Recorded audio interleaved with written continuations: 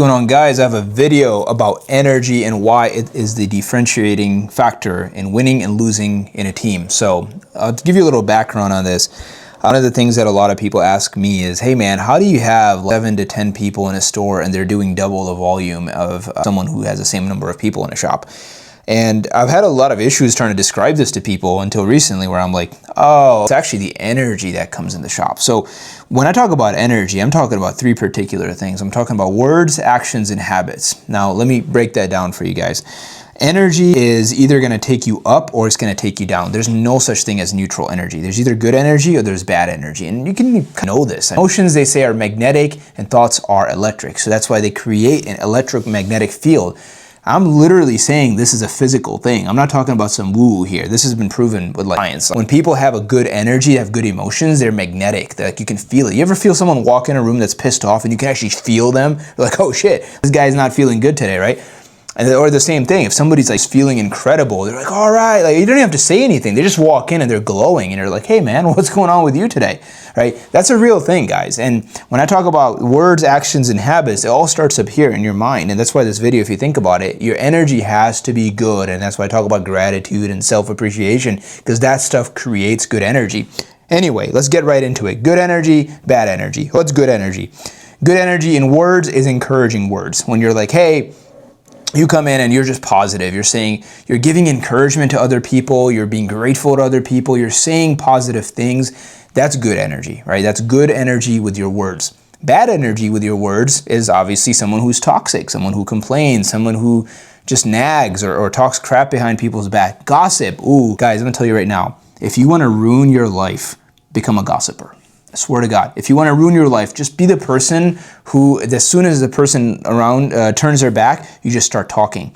There's nothing noble about gossip. If you can't say things to people's face, you're a coward at best and you're a poison at worst. Let me repeat that. If you can't say something to someone's face, you're a coward at best and you're a poison and an enemy at worst. Please don't be a gossiper. That all said, what about neutral? What if somebody doesn't say anything? That's actually bad energy. Yeah, I know, right? If somebody doesn't say anything, to me, that person is really just dispensable, right? If you're not spreading good energy, you're gonna become susceptible. And generally, the guys that don't spread good energy, they're usually the first guys that fall apart when things go negative. So you gotta fight, and I've always said it, gotta fight. You gotta be on the positive at all times, not for the team, for yourself.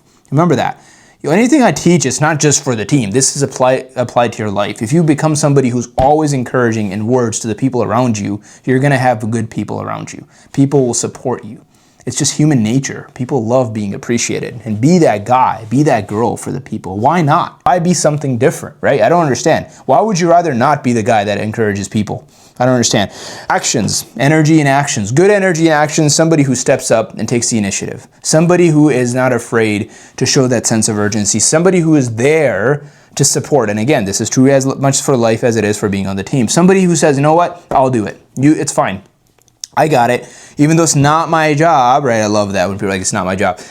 All the successful people we know, they step up and they do more than ask for them. And that same goes for your life. When you are in your personal life and you're married or you're with your spouse or with your friends and they need help that's outside of the scope of what friendship might be or being a spousal support might be, and you step up and you do it, you are by default a positive force of nature.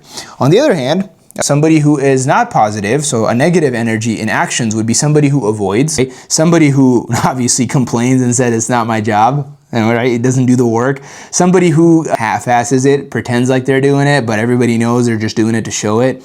That's bad energy, guys. And I'm telling you, that stuff will destroy your business. It'll destroy your income. It'll destroy your future. And then you will only know in your heart that you didn't do your job. And you can sit here, pretend, and tell people that you did your job, but that's really just for show. In reality, you will take that to the grave knowing that you could have done better. Don't be that guy or girl. And finally, good energy in his rituals. So what do I mean by that? You ever think of someone and you're like, I know at all times where this person is. So if it's 9 o'clock, Joey is at work. If it's 7 o'clock, Joey's coming home. Guys, rituals is what makes you rich. I've said this on many other videos, that it isn't what you do once in a while that makes you wealthy, that makes you happy, that makes you healthy. It's what you do every single day. It's your habits, whether intentional or unintentional, that will make the difference in the long run, because either they compound for you or they compound against you.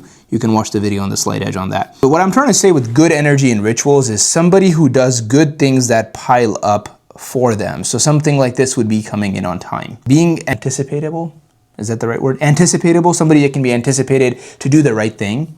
Somebody that you're like, hey, if this happens, don't do that because so-and-so will get really mad because you crossed the line. So somebody who, honestly, guys, I'm gonna be honest with you, you wanna be somebody that other people fear doing wrong things around.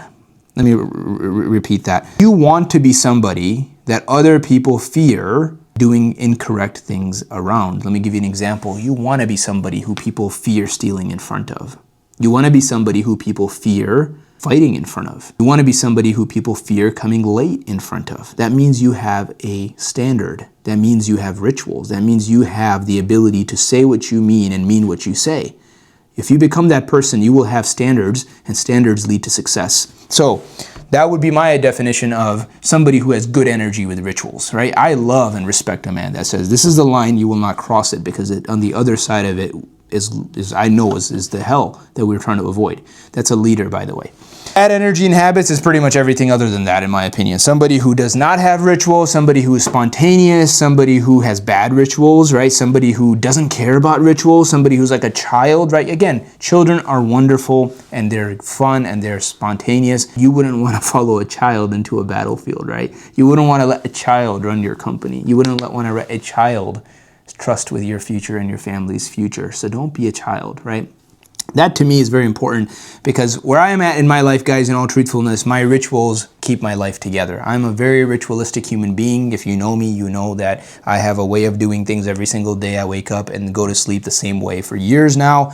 And even these videos, I have a ritual. Like I have this in front of me. I do everything based on that. And that's what's really helped me as I figure this thing called life out and leadership out and building these companies. And I invite you to join me on this journey of setting rituals around your life that you can hold on to for the rest of your life. That you know that if even the sun rises from the west one day, you have your rituals that you will hold on to, meaning if there's a lot of chaos, you can always go back to your rituals, which will keep the peace and the calm in times of uncertainty. I hope this video helps, guys. Again, why do I talk about energy? Because it is energy that makes the difference between winning and losing, not the amount of people that you have in a store. And if you've ran stores in our company, you hopefully see that it is the energy that the team brings to the team. That's what makes the difference. It is nothing other than that. And it's the leadership that comes out of these rituals and this energy that brings up people. And I'll tell you right now, I've seen this over and over again in my career, that you take the same staff and you put them into a different leadership, and all of a sudden those guys do twice as much or 3 times as much because that leader believes in having good energy and they will not tolerate anything otherwise. I hope this video helps, guys. Thank you very, very much. Appreciate you guys, and I'll see you on the next one.